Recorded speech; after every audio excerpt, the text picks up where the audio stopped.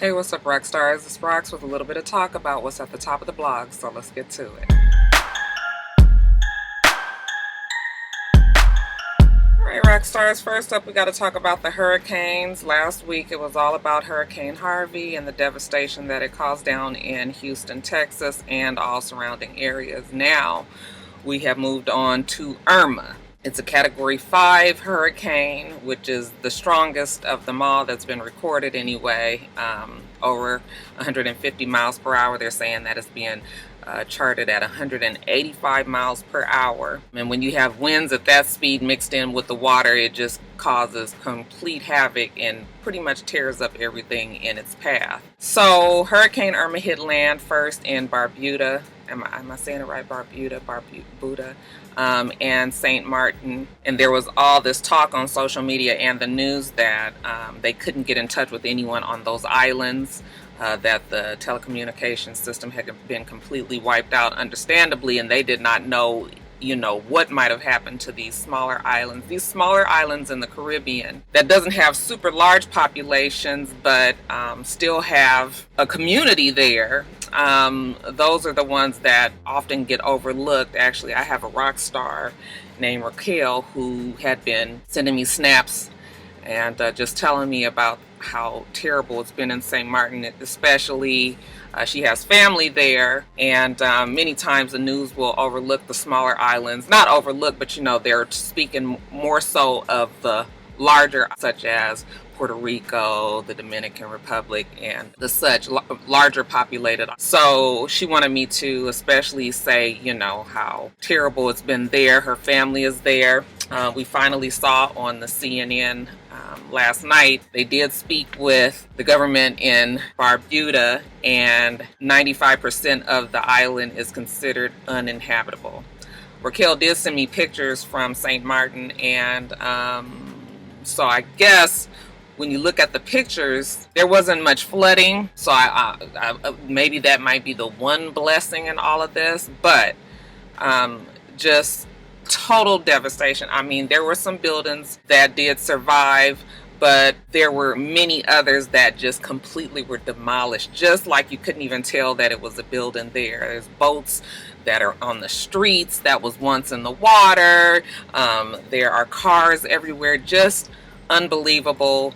And now, like I said, they're saying many of these smaller islands are uninhabitable. I think they're saying that it was 10 people in the Caribbean that have been confirmed dead. I'm sure that death toll will rise considerably once they get the recovery and rehabilitation teams in there to help out those people.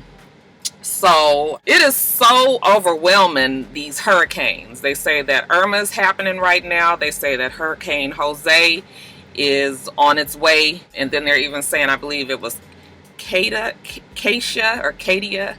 is even after Jose. Right now we can't even worry about Jose and the next one because we're dealing with Irma. Okay, so they're saying that Irma is going to go up through Puerto Rico. I think they said that it sort of missed Puerto Rico, not missed Puerto Rico, but the eye did not hit directly on the island like they thought it did, sort of curved around the side of the island. But they're saying that it's going to go up through the Dominican Republic and then through Haiti, and then they expect it to hit South Florida sometime around Sunday or Monday. And they're still very concerned that this hurricane is continuously at 185 miles per hour. It is not losing any steam.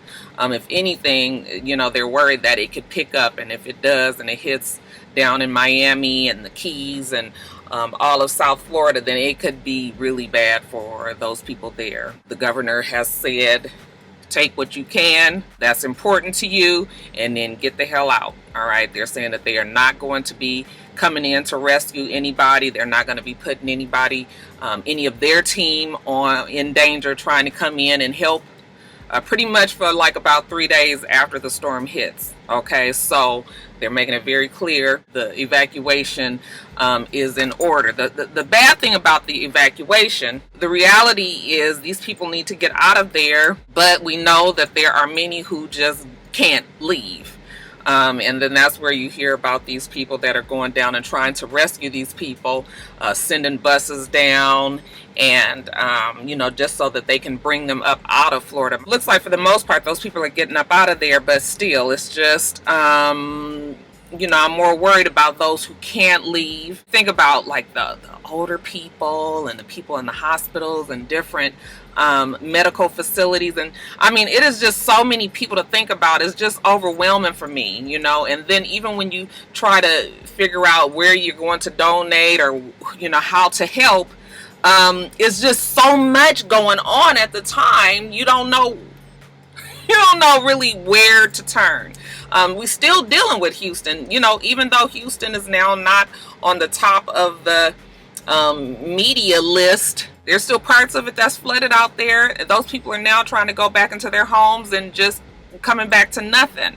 Okay, we've seen the pictures and the news reports of people just leaving pretty much their whole entire house out on the curb.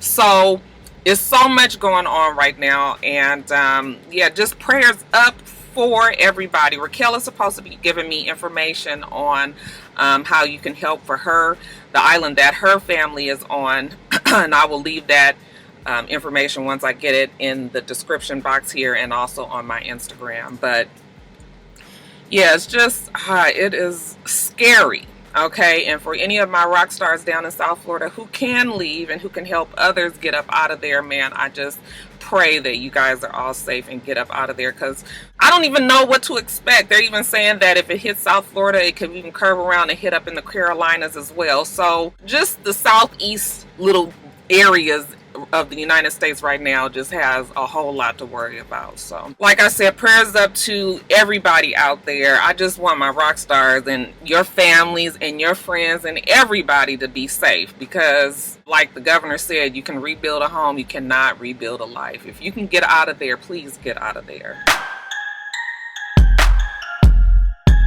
Alright, you guys, so on Tuesday, your president had his Attorney General Jeff Sessions get up and announce that they were ending Deferred Action for Childhood Arrivals program, better known as DACA. And this program has protected some 800,000 young people, both children and young adults, that were illegally brought to the United States by their parents and were here illegally, trying to make a living for themselves. Now, DACA was brought on by the Obama administration back in 2012. They were trying to, evidently, this immigration issue with children that were brought here, Congress and the government in general was trying to deal with this since basically around 2001. Not necessarily sure what to do with these children who were here.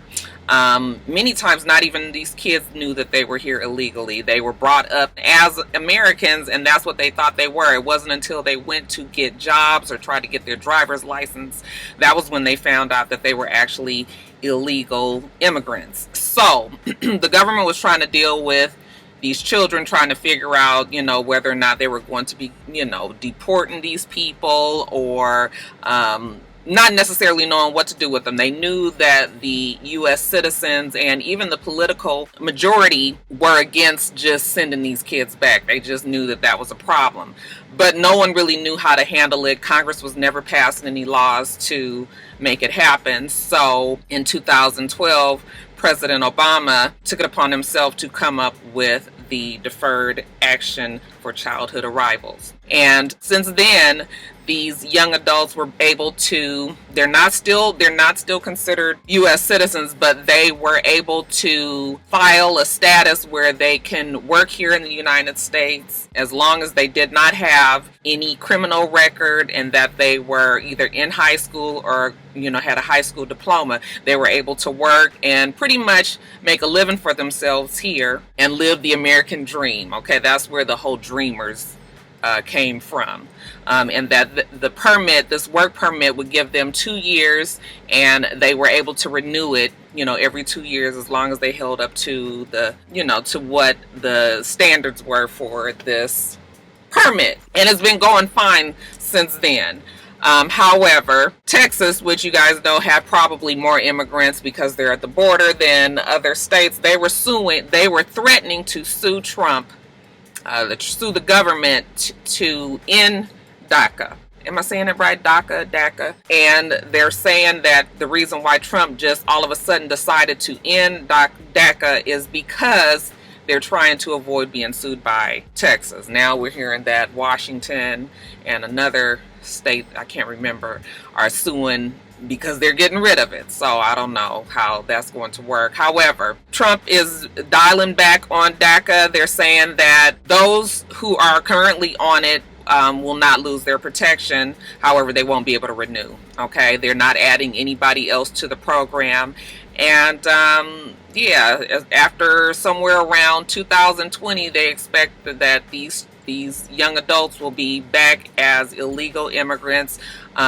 If they're working, if they're able to keep their jobs, they'll be working illegally, and that of course puts their employer and themselves at risk. And then of course the constant threat of being deported. So, you know, I just, when I heard that your president had decided to take away that program, I was just like, he must have sold his soul to the devil. I mean, it just seems like he completely does not care.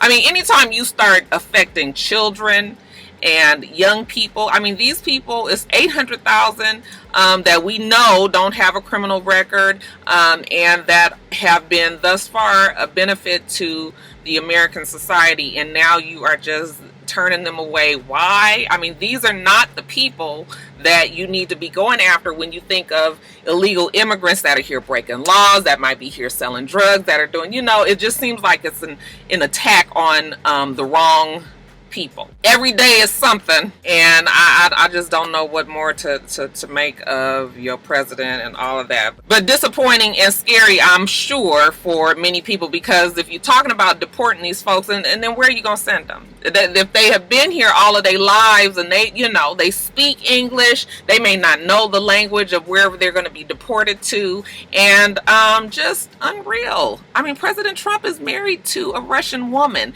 You would think that he would have some sort of something, but I mean, I don't know why we would even think that, because he's proven time and time again that he does not care about really anybody but himself. I mean, he did threw the Republicans off just yesterday. They was all pissed at him because he made a deal with the Democrats. I can't get into all of that because I got a whole bunch of other stuff to talk about, but yeah, just I don't know what to make of your president. I don't know what to make of your president. Now Congress has their time to either go forward with you know, what Trump has said, or, you know, if they will block it and try to protect these young adults. Now, y'all know I'm not no political pundit. I read up on it as much as I could. I tried to give you guys the information as best I understood it, but if I have shit wrong, or if you guys understand it a little bit better, feel free to correct me down in the comments and you know, just explain the situations. But man, again, prayers up for our young adult immigrants out there. People are being attacked for no good reason, but I stand with the dreamers. Alright, you guys, let's move on to the foolishness. Okay, Kiki Wyatt, we saw a video that she posted on Instagram of her crying, upset, because evidently Michael Jamal, which is her husband that she's had for, I believe, the last 7 years, has told her that he wanted to get a divorce. She says that he said she was irrational and just way too much to deal with. Now, we do know that Kiki is 8 months pregnant. We know that she has a son with Michael who is battling cancer. So granted, Kiki is going through a lot, as Michael is, as the family is. I'm sure it is a complete strain on everybody's mental and even physically. You are tired when you have to deal with these type of things. But Kiki and Michael have had issues for a long time. I mean, for as long as I can remember, she was on the show, they had problems. They got off of the show, they still had problems.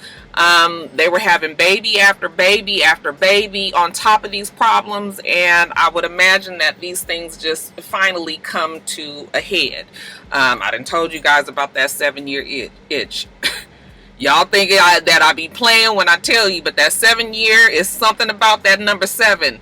When shit is getting real bad in a relationship, in a marriage, the number 7 is when it goes down, most usually. But yeah, it's too bad that, you know, Michael is ready to throw in the towel, because as of right now, nobody really needs that. Okay, as a unit, you would hope that everybody would stick together when you have a sick child, but the reality is it doesn't always happen that way. As a matter of fact, like I said, those type of things bring on way more stress in a family. I just never could understand why they're having so many kids, you know. And I'm not opposed to big families. If you can afford it, you can take care of your kids, and by all means, you do whatever the fuck you want to do. But like I said, shit has always been shaky with Kiki and Michael. It just seems like it's not a surprise. I will say that. I do feel sorry for her though, because as a mother, and you know, you be crazy when you be pregnant. Sometimes them hormones is all over the place, so I can just imagine what is going down in Kiki's brain. We haven't heard anything else from Kiki, or actually we did hear something from Michael. Michael said, you know, that he put out a statement saying that he knows that this is not the best time to handle it. However, he cannot deal with Kiki any longer, just her instability, and he just can't deal with it no more. We can't forget that Kiki has also tried to kill, you know, one of her other husbands. So he is sticking to what he said he's going to do. Kiki did remove that video, but you know, once it's up, it's all over the blog, so that removing it doesn't make any difference. But yeah, I feel sorry for them, but I'm not surprised. But hopefully everybody's emotions was just on 10 that day, or those couple of days, and you know, once they were able to really have a talk and try to figure some things out, you know, maybe they will just realize that they do need each other, and get through this, and you know, get some counseling and all that. So yeah, we gonna hope that old Michael and Kiki can work it out. I thought Michael was gay, y'all. People wanted me to talk about Tamar and Vince, and saying that you know, they're threatening a divorce as well.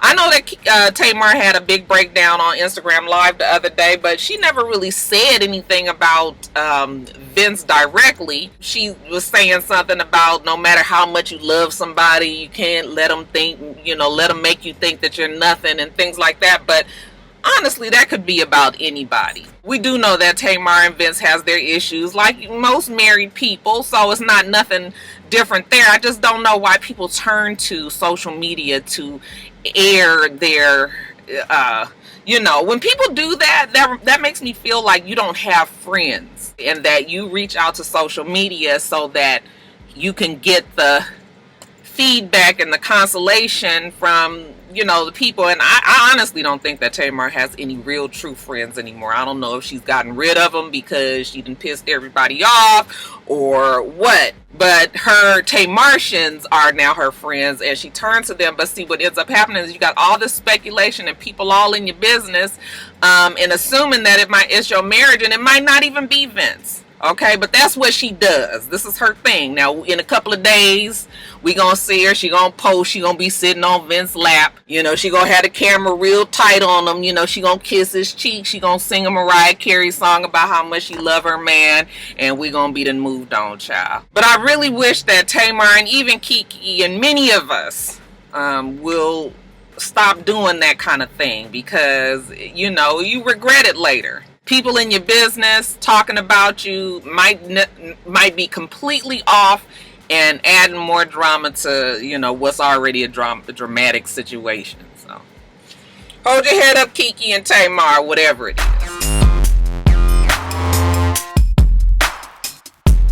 So they have an interview with your boy Steve Harvey, and in the words of James and even Alex, looks like your boy is trying to backpedal and pussy pop his way back into the good graces of the black community, saying how he now regrets meeting with Trump. Okay, and when you read on the blogs the title of the little articles, it always said something to the effect of he should have listened to his wife Marjorie. He should have never met with Trump. So when I saw that, I was just like, oh, Marjorie was trying to tell him what's what, you know. And I read the little article And Steve goes on to explain that back during the transition from the Obama administration to the Trump administration, one of the transition people on Obama's team contacted Steve Harvey and told him that, you know, he needed to make himself available to the Trump administration to help them with this smooth transition. And Steve Harvey goes on to say that, you know, he's friends with President Obama. Whatever favor that President Obama needs from him, he will do it. So that was when he decided he would get in touch, or, you know, when he opened himself to be in touch with Trump. Trump contacted him and they were going to meet on, remember, the housing, urban and housing, the urban development, remember? Okay, and then, you know, he went, he met. We saw the pictures, him kind of looking like he was standing next to Trump. It turned out to be one big photo op. You know, black people were so disappointed in Steve Harvey. They were so shocked that he did it, even though I knew the motherfucker was a snake from a long time ago. Okay, that was the beginning of when black people just kind of started to look at Steve Harvey differently. In this article, he goes on to say how hurt he was that the black community lashed out at him because, like I said, it was a favor to Obama. Well, the whole thing is black people don't know that that's what it was. Okay, we looked at you, we saw the video, we saw the pictures. I also think that he lashed back out instead of trying to get people to understand what he was really trying to achieve. And when you argue back at somebody who is arguing at you, then what happens? The whole message gets lost and people just start to look at you like, oh, fuck you, motherfucker. You done went and met with the enemy, okay, and sat up there and looked like he was tap dancing for his ass, and, you know, shit still ain't changed, has it? So now what? Okay, I kind of feel like he just was so defensive from the beginning that it made everybody else not want to hear what he had to say. But then in the article, he also says how Marjorie told him that he didn't need to meet with Trump. But what happened really was, he said it was his birthday. The family was about to go off on a yacht. And Marjorie told him, how about you don't meet with Trump? You can meet with him later. We about to get off on this birthday yacht and, you know, go celebrate. Okay, that's a little bit different than Marjorie just telling him don't meet with Trump. It's a bad idea for the black community. Marjorie was thinking about going to get her party on, going to get on this damn boat. She ain't thought shit about, you know, I'm thinking to myself, like, you trying to make it seem like Marjorie was all, you know, righteous, the fist pump of righteousness, and was trying to tell you, you know, that this was a bad idea, and that's really not what it was. So, like, I was reading that article, and I was just like, that bitch was ready to go. She didn't give a fuck about, you know, all of that. So I was just reading that article and I was just like, oh, you ain't making it no damn better, Steve. But my whole thing is, Steve Harvey is always just going to play the victim in that instead of realizing his role in it. It did not look good that you met with the fucking evil spawn of Satan that Trump is. And, you know, it was a series of other things that happened after that. I mean, I guess he was just kind of crumbling under pressure. But, yeah, even that article that's out that's supposed to, you know, make it look like he's trying to come back over to the black community, I ain't feeling it. I'm so over Steve Harvey. Over it. Did you feel sorry for him now? Did you understand the article? Did you feel like Marjorie was really trying to help him out, or was she trying to just get on the fucking boat? Marjorie don't give a fuck about y'all.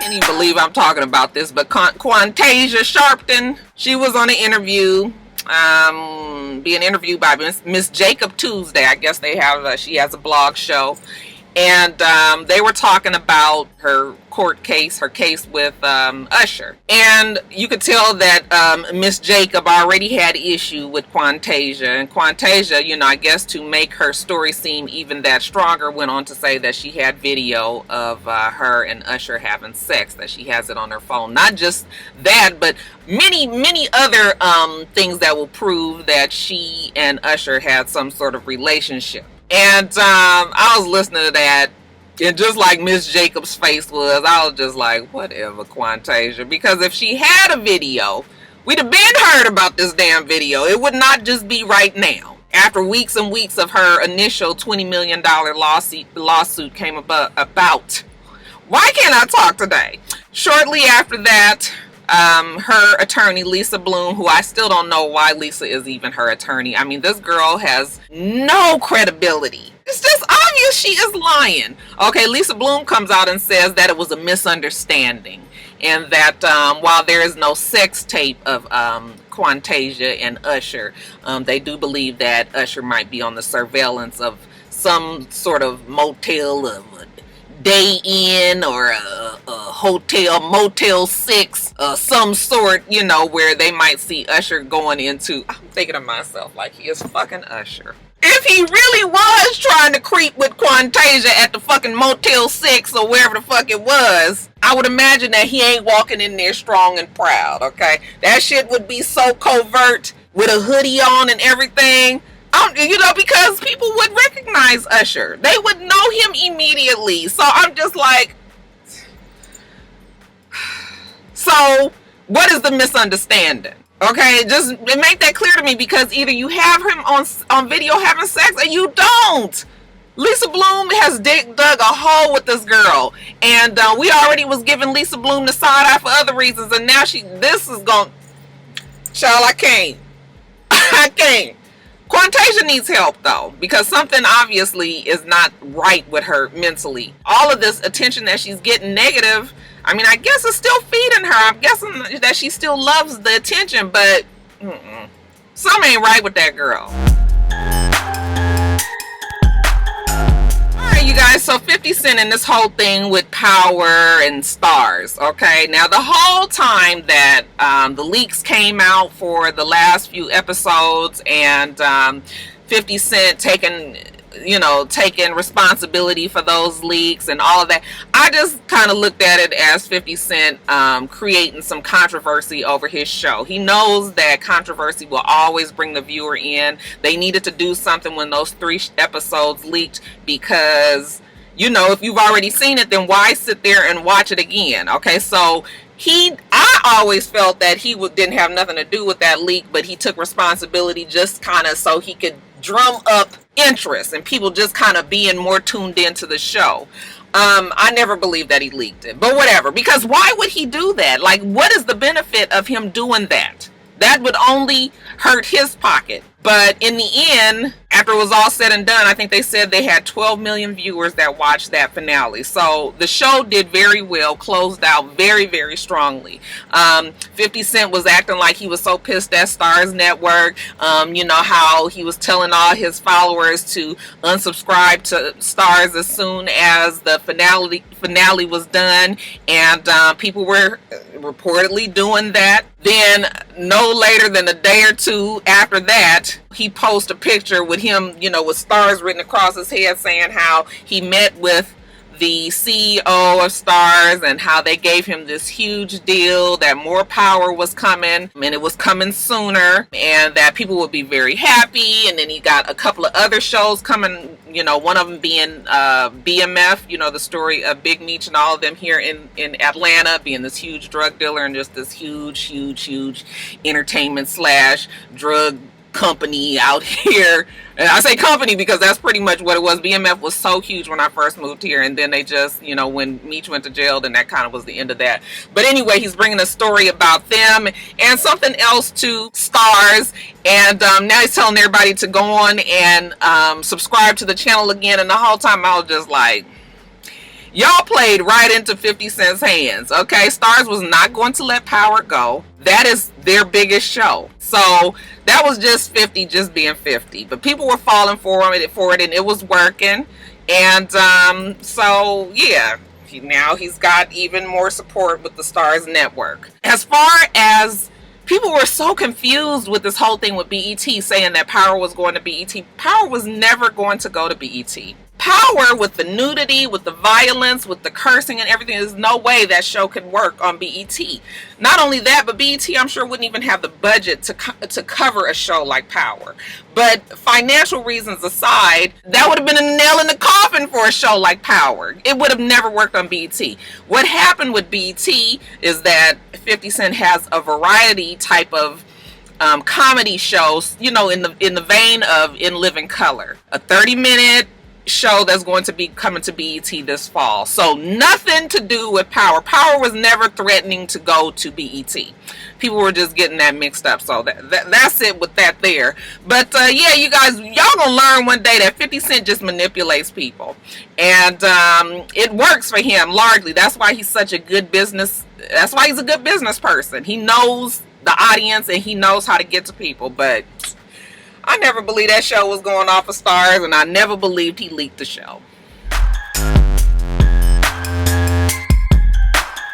And then lastly, you guys, in quickies, Old Lady Gang, they say that it got a C grade. And for many of you guys who know anything about restaurants, C is not really good. If you were to go by the comments that was all over the blogs and all over Instagram from different chefs and people that work in the restaurant industry, they say that a C is actually very nasty. If you see a C, then something is really wrong in there. So I saw that on the Shade Room, and then like within an hour, that shit was down. And I was like, ooh, Candy done got her people on the Shade Room, told them to take that shit down. And then the Shade Room later on posted a story saying that Candy mentioned that even though they did get a C, there were little small things that they needed to fix, like somebody not wearing a hairnet, somebody, you know, no paper towels over by where they had to wash their hands. But I do specifically remember that story saying that they weren't keeping the temperature on the food in the refrigerators cold enough. Okay, which you guys know that is ripe for food poisoning. You get all kind of infections and shit from food that's mishandled, that's not handled correctly. But anyway, as of August 29th, Candy says that they did fix all the problems and that they have an A, and that the blogs purposely didn't mention that they got the A. They just wanted to talk about the C. Well, you guys know how it is. People always is attracted to negativity. But the good thing is that they have an A now. So y'all can go on down to the Old Lady Gang and get you something to eat. Congratulations are in order for Kate Middleton and Prince William. They are expecting their third child. Okay, they already have Prince George of Cambridge. He is 4 years old. They have Princess Charlotte of Cambridge. She is 2 years old. And now they've got a new little, what we gonna name this one? Cotillion. Cotillion. They got a little cotillion on the way, okay? They're saying that them two want to have a big family, and I just love to see it because, because there's usually royal families are arranged. These two seem to really love each other and want to have a family together and all that, so it just does my heart good. Congratulations to the happy couple. Another congratulations is in order for Rick Ross. They're saying that Rick Ross got Instagram model and fitness model Brianna Camille pregnant, and just the other day she gave birth to a beautiful baby girl by the name of Berkeley Hermes Roberts. Okay, and yeah, it's Rick Ross's new little baby girl. We know that he has a couple of other kids, but the one daughter that you see all the time, she did tweet and comment on how excited she was that the baby was here. So looks like he is really accepting that this is his child, and he seems to be happy enough. The mother posted that he bought her some Gucci outfit and a Cartier bracelet. And y'all niggas, you got to get them in the clothes and the jewelry early. Congratulations to the two. Now I don't think that they're together. As a matter of fact, Rick Ross has been tied to that Twitter exec, what's her name, Liz Hagglethorne. So I'm not quite sure if, what's going on with him and Brianna, but they do have a baby together. What's going on with Drake and old girl that was saying she was pregnant? That's been real quiet. But they kept this shit under wraps too. Didn't know that this girl was pregnant, and all of a sudden here go Rick Ross with a new baby. Congratulations to the two of them though. Jamie Foxx and Katie Holmes, you guys, the secret is out of the bag. Those two are in a relationship. Everybody pretty much already knew it, but they were keeping it under wraps and not saying much about it. And we respected them for it. Nobody really knew why they was keeping it out of the spotlight. I just figured maybe they didn't want people all in their business. Turns out though that Katie Holmes's divorce, one of the stipulations was she could not publicly date for 5 years. So her divorce was settled in August of 2012. You do the math, okay? Add 5 to that. We in September. can't get my words. We're in September of 2017 and we get pictures of her and Jamie Foxx frolicking on the beach. Never would have put those two together. But then, when you look at Jamie Foxx and his other baby mama and other people that he's been rumored to really have for real relationships with, then this is right on par with it. But still just odd. But you know what? They seem to be happy. They've been together since 2013 under wraps. Now it's out in the open. They're able to freely be out there. I hope that it continues to go well for them. Only because now the spotlight is on them and everybody is in their business, mostly because Tom Cruise and Jamie Foxx were good friends at one time. So now they're going to start talking about and bringing out the fact that, Jamie might have tried to swoop in and steal Katie from Tom back in the day. And just all the other, everybody in their business like that. It's going to be a lot. That's all they talked about on Entertainment Tonight last night was Katie and Jamie. What y'all think about it though? I guess I like Katie. She's been keeping a real low profile lately. She did the Jackie O movie, but other than that, you ain't seen too much of Katie. Jamie has the little Shazam TV show and, his movies and whatever, but hey, if y'all like it, I love it. And then lastly, congratulations are in order for Serena Williams and her fiance Alexis. What's his last? Is this O'Shanahan? I didn't write his name down, y'all. I'm sorry. But they welcomed into the world a beautiful baby girl as well. They have not released how much she weighed or, what her name is. But we can say congratulations to the two of them. Okay, hopefully a marriage is on the way.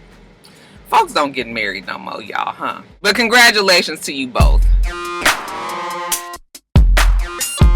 Alright, you guys, it's so damn cold in here, bitch, about to freeze to death. I got that air just blasting. Anyway, let me get off of here, get back to work. We do this every single week, so make sure that you rate, comment, and subscribe, and make sure you come back.